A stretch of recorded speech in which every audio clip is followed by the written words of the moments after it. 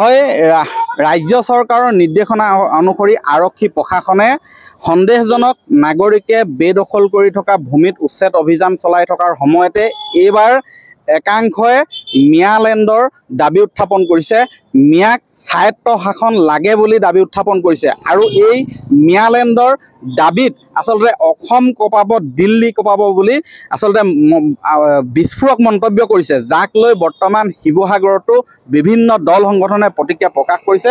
বৰ্তমান মোৰ কাষত আছে জাতীয় সংগ্ৰামী সেনা অসমৰ সভাপতি চিতু বৰুৱা, বিষ্ণু শইকীয়া আছে অসমীয়া যুৱ মঞ্চৰ, আৰু বিজেপিৰ বিশ্ব ভূঞা আছে। মই প্ৰথমে আপোনাৰ ওচৰলৈ আহিছোঁ। প্ৰথম কথাটো হৈছে বড়োসকলে বড়োলেণ্ড দাবী কৰিব পাৰে আৰু বড়োসকলে বড়োলেণ্ড পাব, কাৰণ বড়োসকল হৈছে অসমৰ খিলঞ্জীয়া ভূমিপুত্ৰ। মিয়াসকলৰ কি আছে? মিয়াসকলে বাংলাদেশৰ পৰা খেদা খাই আহিছে। আজিও যদি মিয়া যদি আমি চোলা দাঙি যদি চাবলৈ হয়, পিঠিত কাটা এটা দাগ ওলাব। আৰু তাহাঁতি আকৌ আমাৰ অসমত আহি ইয়াত মিয়ালেণ্ড দাবী কৰিছে আৰু তেওঁলোকে আন্দোলন কৰিম বুলি কৈছে। এতিয়া মিয়াই অসমত আন্দোলন কৰিব নালাগে, তেওঁলোকে প্ৰয়োজনীয় যদি মংগল গ্ৰহতো গৈ আন্দোলন কৰে, তেতিয়াও কিন্তু আমি জীয়াই থকালৈকে মিয়াক আমি মিয়ালেণ্ড ল'বলৈ নিদিওঁ, আমাৰ স্পষ্ট কথা। দ্বিতীয় কথাটো হৈছে আমাৰ অসমৰ আমি জাতীয় জনগোষ্ঠীয় দল সংগঠনসমূহে এটা কথা আমি বাৰে বাৰে কৈ আহিছোঁ যে অসমত বাংলাদেশী আগ্ৰাসন হৈছে, আৰু সেই কথাটো যোৱাকালি মিয়াৰ নিজৰ মুখতে এই কথাটো স্পষ্ট হৈ পৰিলে। তেওঁলোকে কৈছে যে 1,40,00,000 তেওঁলোকৰ মিয়া মানুহ আছে, তাৰমানে অসমত আজিৰ তাৰিখত 1,40,00,000 অবৈধ সন্দেহযুক্ত বাংলাদেশী আছে, সেই কথাটো স্পষ্ট হৈ পৰিল। তৃতীয় কথাটো হৈছে এই অবৈধ যিসকল সন্দেহযুক্ত নাগৰিক, এই নাগৰিকসকলে যে মিয়ালেণ্ড দাবী কৰিছে, ইয়াৰ ফলত আমাৰ অসমত যিসকল খিলঞ্জীয়া ভূমিপুত্ৰ মুছলমান আছে, গৰীয়া মৰীয়া দেখি জলহা, এইসকল ব্যক্তিলৈ কিন্তু জীৱনলৈ ভাবুকি নামি আহিছে। আৰু এইদৰে আগ্ৰাসন হৈ থাকিলে 2030 চনৰ আগত খিলঞ্জীয়া মুছলমান ভূমিপুত্ৰসকলৰ কিন্তু অস্তিত্ব অসমত নাইকিয়া হ'ব। আৰু চতুৰ্থতে হৈছে এই সময়ছোৱা হৈছে আমি বাংলাদেশীৰ আগ্ৰাসন ৰোধ কৰা সময়, নহ'লে কিন্তু জাতিটো ধ্বংস অনিবাৰ্য।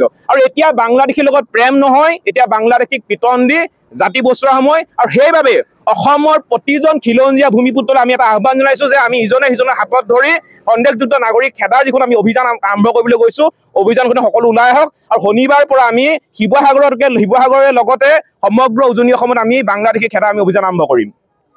কি ক'ব?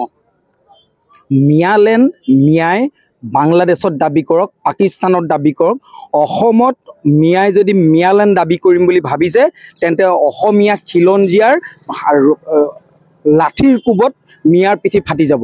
এইখন অসম হয়, খিলঞ্জীয়া ভূমিপুত্ৰৰ অসম। সিহঁতি কালি দেখিছোঁ টিভিত বাইট দিছে যে বড়োৱে যদি বড়োলেণ্ড দাবী কৰিব পাৰে, মিয়াই কিয় মিয়ালেণ্ড দাবী কৰিব নোৱাৰে। বড়োসকল খিলঞ্জীয়া ইয়াৰ ভূমিপুত্ৰ, বড়োলেণ্ড দাবী কৰিব, মিচিঙে মিচিংলেণ্ড দাবী কৰিব, কিন্তু মিয়াই মিয়ালেণ্ড দাবী কৰাৰ এই যি দাম্ভিকতা, এই দাম্ভিকতা অসমীয়াই কিন্তু ইয়াৰ প্ৰত্যুত্তৰ দিয়াৰ সময় উচিত হৈছে।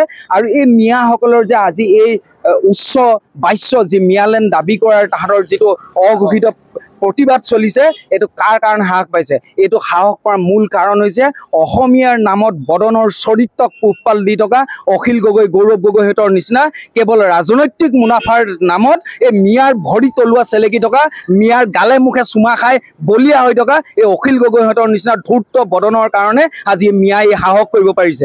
অসমৰ প্ৰতিজন স্বাভিমানী খিলঞ্জীয়াই মিয়ালেণ্ড দাবী কৰাৰ যিটো কথা, তাক প্ৰতিহত কৰিবৰ কাৰণে প্ৰত্যেকে হাতে হাত ধৰি আগবাঢ়িব হ'ল। আৰু ইতিমধ্যে চিতু বৰুৱাই যিটো কথা উল্লেখ কৰিছে যে অসমৰ খিলঞ্জীয়া যিসকল আমাৰ মুছলমান আছে, দেখি জলহাকে আদি কৰি যিখিনি খিলঞ্জীয়া মুছলমান আছে, কিন্তু আজি খিলঞ্জীয়া মুছলমানসকল সংকটৰ গৰাহত।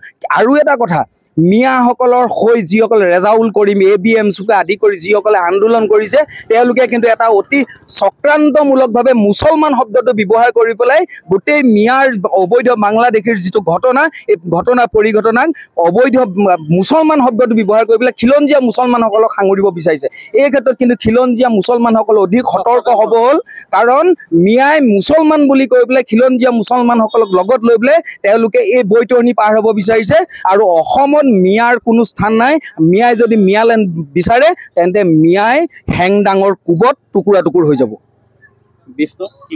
মিয়ালেণ্ডটো বাংলাদেশৰ কাটাতৰ সিপাৰে আচলতে মিয়ালেণ্ড মিয়ালেণ্ডৰ সপোন দেখাটো ভাল অসমত থাকি মিয়ালেণ্ডৰ সপোন দেখাটো মানে অবাস্তৱ কথা আমি এটা কথা স্পষ্টভাৱে ক'ব বিচাৰোঁ যে বড়োসকল হৈছে আদিম ভূমিপুত্ৰ আচলতে তেখেতলোকৰ অধিকাৰ আছে ভৱিষ্যত দিনতো থাকিব আচলতে মিয়াসকলে যিটো কথা কৈছে মিয়ালেণ্ডৰ সপোন দেখিছে আচলতে তেওঁলোকে চৰকাৰী মাটিবিলাক বেদখল কৰি মগজত এনেধৰণৰ কিছুমান পোক সোমাই গৈছে যে চৰকাৰী মাটিটুকুৰা তেখেতলোকে নিজৰ মাটি বুলি ভাবিবলৈ গৈছে গতিকে সেইবাবে তেখেতলোকৰ মূৰত চৰকাৰী মাটিটুকুৰা তেখেতলোকে নিজৰ মাটি বুলি ভবাৰ বাবে তেখেতলোকে মিয়ালেণ্ডৰ দাবী উত্থাপন কৰিব পৰা আচলতে এইবিলাক কথা অসমত থাকি এনে কথাবোৰ চিন্তা কৰাটো কোনো কাৰণত যুক্তিসংগত নহয় ভৱিষ্যত দিনত কিন্তু ইয়াৰ পৰিণাম ভয়ংকৰ হ'বলৈ গৈ আছে হয় কোনো কাৰণতে আচলতে এনেধৰণৰ যি সাহস কৰিছে মিয়ালেণ্ড বনোৱাৰ বা স্বায়ত্ত শাসনৰ দাবী কৰিবলৈ যি সাহস কৰিছে তাক কোনো খিলঞ্জীয়া লোকে দল সংগঠনটোৰ বাদেই সৰ্বসাধাৰণ খিলঞ্জীয়া নাগৰিকেও